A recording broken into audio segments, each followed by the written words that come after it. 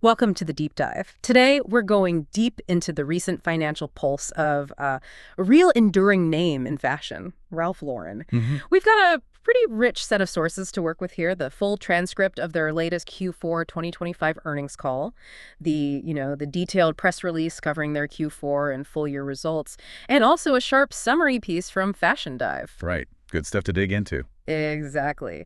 And our mission for you today is, well, it's clear, to pull out the most crucial understanding of Ralph Lauren's current performance and kind of their vision for the future. Think of this as your shortcut, your streamlined guide to the essential info without getting totally lost in the weeds. And it's a really interesting time for this kind of look, actually, because what jumps out right away from the sources is that Ralph Lauren didn't just, meet expectations last quarter. They actually beat them, Yeah. showing growth across all their key global regions, Yeah. which in today's economic climate, especially for luxury, that's pretty significant. Absolutely. Okay, so let's unpack this. Starting with the numbers, the ones that really tell the story. Their earnings per share, EPS, came in at $2.27. That's quite a bit over the $2.04 forecast. A solid beat. And revenue also beat predictions, hit $1.7 billion against an expected $1.64 billion. So that translates to an 8% increase as reported, and interestingly, 10% if you strip out currency swings, constant currency just for Q4. Right. Looking at the full year, they hit $7.1 billion in revenue.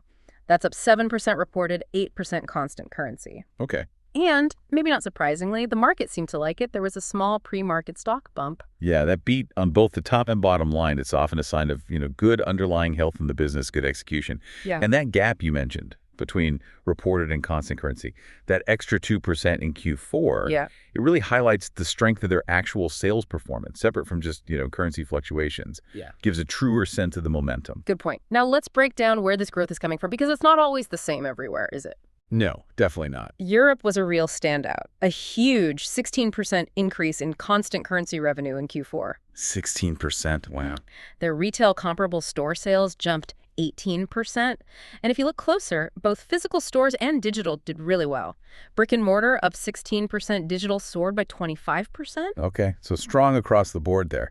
It wasn't just their own stores either. Wholesale revenue in Europe, up a healthy 14%. They specifically called out strong performance in places like Germany, France, Italy. The key markets. Exactly. And even the UK, which had faced some inflationary issues, saw growth for the second quarter in a row. That 16% in Europe is really telling, I think. It kind of suggests their strategy of focusing on these key city ecosystems, Right. concentrating the brand experience in big cities is really working, especially in those established luxury markets. Yeah. And the double-digit growth in both physical and online retail there shows a really engaged customer. Yeah. Plus, the UK bouncing back like that points to maybe some real brand strength, some pricing power, even with the economic headwinds. Makes sense. Okay, let's shift over to Asia. They also reported strong momentum there, up 13% in constant currency revenue. 13%, okay. A big driver here, China, grew by over 20%. And get this, that's on top of an already strong prior year. Wow, that's impressive growth on growth. Isn't it? Japan also saw mid-teens increase. They said that was driven by strong full-price selling and a boost from tourism. Interesting mix of drivers. Across Asia overall, retail comparable store sales were up 15%, brick and mortar up 13%, and digital, again, a big factor, up 27%. That continued strength in China is, well, it's critical, isn't it? Definitely. Getting over 20% growth on top of the strong base really shows the brand is resonating and their strategy is working in that pivotal market. And Japan, highlighting full-price sales and tourism, shows they can leverage different things in different parts of Asia. Yeah. And that consistent digital strength we're seeing everywhere. It just fits the global trend, right, with how people are shopping now. Totally. Now, North America, it showed, well, more moderate growth, but still positive, up 6%. Okay, 6%. Their retail comparable store sales were up 9%, with physical and digital channels contributing pretty much equally. Balance there. But interestingly, wholesale revenue only grew 1%. They said that was in line with what they expected. Right. They also mentioned a strategic move, exiting about 90 department store locations in fiscal 26, about half of those related to Hudson's Bay. That's slower growth in North America compared to the others. It could reflect some of those broader U.S. economic uncertainties they touched on. Could be. And that planned cutback in department stores, while maybe not a huge financial hit itself, It does signal that strategic shift, moving more towards their own DTC, maybe more premium wholesale partners. Yeah, fits the brand elevation thing. Exactly. It all ties together. So what's actually driving this performance? It's mostly positive. Well, the CEO, Patrice Louvet, he kept emphasizing the growing desirability of the Ralph Lauren brand and strong execution by the teams. Hmm. He highlighted how the brand connects across generations and stressed the importance of their kind of authentic brand values. Yeah. And that focus on brand desirability is just fundamental in luxury, isn't it? Absolutely. A strong brand is your moat. And focusing on cross-generational appeal, core values, it sounds like a long-term play for loyalty, not just chasing trends. Right. Let's talk products. Their core stuff saw healthy, low double-digit sales growth. Things like their classic cable knit sweaters, outerwear quilted jackets, windbreakers, even hats did well. The staples. Yeah. And their newer linen collection seems to be getting real traction, double-digit growth there, too. See, the strength of those core items, the classics, it really speaks to the staying power of their style, you know? That's the backbone, besides the solid base. And the momentum in newer stuff like linen shows they can still evolve without losing that core identity. And it looks like their high-potential categories are really delivering. Women's apparel, outerwear, and handbags together, they saw a high teens % increase. High teens, that's significant. Yeah. They specifically mentioned iconic things like the polo bear and flag sweaters, Oxford and linen shirts, dresses, and even a Western-inspired fringe suede jacket that apparently sold out immediately. Ah, okay. Shows some real buzz around certain items. And handbag sales beat expectations too, likely helped by the Polo ID collection and launching something called Polo Play. That high teens growth in those specific areas, women's outerwear, handbags, that's a really important signal for future potential, I think. How so? Well, it suggests their targeted efforts to, expand and jazz up those categories are working, attracting more customers, maybe getting them to spend more. And those specific items you mentioned, they give a real feel for what's clicking with people right now. Yeah, good point. Their key city ecosystem strategy also seems to be moving forward. They kept building on it, opening new stores in key cities like San Francisco, Beijing, Cannes, London, including an interesting sounding candy shop concept in London. Right, the key city strategy. Yeah. It's really about creating that full, elevated brand experience in those super influential cities. Having that strong physical presence works with their digital side, their wholesale partners. It deepens engagement, boosts the brand image in those crucial markets. And their direct-to-consumer channel, DTC, that's clearly a massive driver. It saw accelerated comparable growth of 13% in Q4, double-digit growth from both online and their physical stores. 13% con growth in DTC is very strong. It is. And they added 5.9 million new DTC customers last year. Remarkable number. And maybe the most interesting part. These new customers tend to be younger, female, and less price-sensitive. That last bit feels key. Oh, absolutely it is. That strong DTC performance shows they're succeeding in building those direct relationships. Yeah. And the profile of those new customers, younger, female, less price-sensitive, that's like the golden demographic, isn't it? Potential for long-term loyalty, higher profits, really valuable. They're also making real strides on pricing. Their average unit retail, AUR, went up by a high single-digit %, both for Q4 and the full year. They put this down to a mix of things: elevating product quality and design, selling a better mix of items, and deliberately cutting back on discounts. Makes sense. And they actually expect similar high single-digit AUR growth in Q1 of this fiscal year, 2026. That consistent high single-digit AUR growth, Right. that's a really powerful indicator. Shows brand strength, shows they can command higher prices. Yeah. It suggests people are willing to pay more, which directly feeds into their brand elevation goals and helps those gross margins we'll probably talk about. Yeah. And the fact it's driven by multiple things suggests it's, sustainable, not just a one-off trick. They're also putting money into marketing strategically. Marketing spend was up to 7.3% of sales for the full year, and they plan to keep it around that level. Okay, maintaining investment. Yeah. Includes things like their Hampton campaign, sponsoring big sports events like the Australian Open, the MLB World Tour in Tokyo, plus a whole range of celebrity endorsements. Names from Selena Gomez to Billie Eilish, Casey Musgraves, Kendall Jenner. Quite a mix. Right, those marketing investments are crucial, aren't they?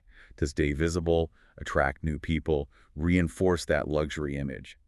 And the diverse approach, fashion, sports, celebrity culture. It seems like a pretty well-rounded strategy to reach a wide audience and stay relevant. Okay, let's shift gears a bit to their overall financial health. Investing Pro gave them a very positive, great score, 3.24. That's a strong score. Yeah. And their adjusted gross profit margin in Q4 jumped significantly to 69.2%. That's up 260 basis points or 2.6 percentage points. Wow, nearly 70% gross margin. I know. For the full year, it was a healthy 68.6%, up 1.8 percentage points. They also generated $1 billion in free cash flow for the year. Pretty solid. Those are strong numbers. They really highlight the success of their strategy and how well they're running the business. That big jump in gross margin shows their pricing power, the brand elevation stuff. It's really hitting the bottom line. Yeah. And that strong free cash flow gives them a lot of flexibility to invest, return cash to shareholders, handle any, economic bumps.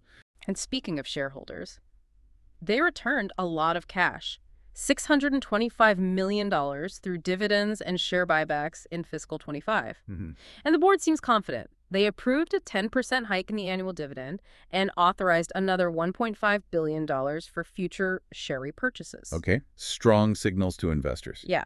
And they finished the year with a solid $2.1 billion in cash and short-term investments on hand. That commitment to returning capital, the dividend increase, the buybacks. Investors usually like to see that. It signals management's confidence and stability in future earnings. And that strong cash pile. It's a good cushion against uncertainty and lets them jump on opportunities. Okay, so now looking ahead, fiscal year 2026, the one we're in now, they're projecting low single-digit revenue growth in constant currency. Not low single digits, I think. But they expect it to be weighted towards the first half, like mid-single-digit growth expected then. They're being more cautious about the second half, though, citing macro uncertainties and the potential hit from tariffs. Okay. Balancing act. Yeah. They're forecasting modest operating margin expansion, but expect growth margins to be roughly flat compared to last year. Flat gross margin. Interesting, given the recent increases. Right. China is still expected to be a key growth engine, though. Low double-digit growth projected there. Still strong for China, then. And for Q1 specifically, they expect high single-digit revenue growth in constant currency and operating margin expansion between 1.5 and 2 percentage points. They're also planning capital spending around 4% to 5% of revenue. That outlook seems pretty balanced. It acknowledges the momentum they have, but also the real challenges out there. Yeah. Stronger first half suggests they think they can keep riding the current wave for a bit. But the caution for the second half? They're clearly watching the economy and those tariffs very closely. Holding profitability with flat gross margins, given those headwinds, that'll be something to watch. Definitely. And the continued optimism for China just underlines how important it is for their overall growth story. And those tariffs are clearly a big factor in their thinking. They expect the main effects in the second half of fiscal 26. Right. That aligns with the cautious outlook. Their mitigation strategies sound pretty comprehensive, though. Diversifying the supply chain, they specifically said no single country is more than 20% of production, and China to U.S. sourcing is single digits. Okay. Spreading the risk. Yeah. Also working with suppliers on efficiencies, cost savings across the board, using AI for inventory planning, Sure. and looking at targeted price adjustments, maybe fewer discounts. They're even evaluating more price actions for fall 25 and spring 26 right now. That sounds like a really proactive, multi-pronged approach. Diversifying supply is key. Yeah. Working with suppliers, finding internal savings. Those are things they can control. AI for inventory, that can unlock real savings. And having pricing and discounting levers gives them flexibility to protect margins while thinking about the customer. We even got a couple of interesting quotes from the top brass. Louvet said, "We are staying on offense while remaining prudent and agile," and he emphasized their brand uniquely transcends generations, genders, and geographies. Captures that balance, doesn't it? Offense but prudent. Yeah, and the CFO, Buchichi, added, "We have a proven toolkit to manage cost inflation headwinds." Right. These comments give a good window into their mindset. Louvet balancing confidence with realism. Buchichi highlighting their experience in managing costs. It sounds like they feel prepared. Of course, no business is without risks, right? Never. They flagged several. Those macro uncertainties later in the year, managing cost inflation and tariffs, geopolitical risks, trade issues, supply chain performance. Standard list for a global company these days, really. And just the ongoing challenge of keeping the brand elevated in a tough market. Absolutely. Those are all real concerns. Macro risks, trade, supply chains, everyone's dealing with that. And for a brand like Ralph Lauren, maintaining that elevation, staying desirable in a crowded luxury space, that's always job number one. Finally, let's touch on the Q&A with analysts from the earnings call. Some interesting themes came up. Analysts asked about the consumer's health. Management said their core customer seems resilient, but they are watching the broader environment closely. Okay, cautiously optimistic on their core buyer. Right. On pricing for this year, they stressed it's multifaceted.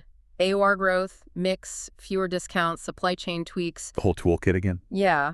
They sounded positive about U.S. wholesale stabilizing, focusing on top-tier partners.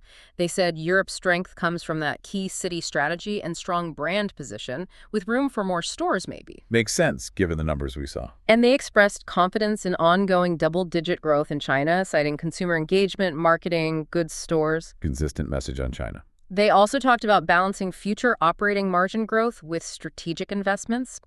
And interestingly, when asked about anti-American sentiment affecting international business, they said they haven't seen any impact, emphasizing the brand's sort of universal values. That Q&A really reinforces a lot of what we've discussed, doesn't it? Yeah, it does. The resilient core consumer is good news. The flexible pricing strategy sounds adaptable. Focusing U.S. wholesale makes sense for the brand.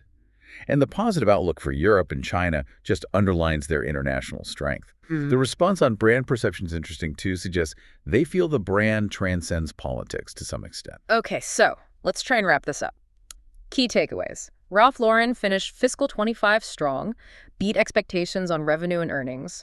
Growth was pretty broad-based globally, but Europe and China were particularly impressive. Yeah, clear standouts. Strategically, they're focused on brand elevation, boosting their direct-to-consumer business, and navigating the tricky stuff like macro uncertainty and tariffs with a multi-pronged approach. And returning value to shareholders is clearly still a priority. I think the real aha moment here, looking at all this, is just seeing that resilience and adaptability in action. Even with potential global turbulence, their strategies, especially strengthening the brand, diversifying growth drivers, they seem to be genuinely working. It feels less like they're just reacting and more like they're actively trying to shape their own success, you know? That's a great way to put it. So here's a final thought for you to chew on. Thinking about those tariffs expected later in fiscal 26, how much of a buffer will that focus on brand elevation and attracting those less price-sensitive customers actually provide? That's the key question, isn't it? And beyond the plans they've already laid out, what other strategic moves might they consider to keep this positive momentum going as these headwinds potentially pick up? It's clear the Ralph Lauren story, its evolution, is definitely one worth keeping a close eye on. Thanks for taking this deep dive with us.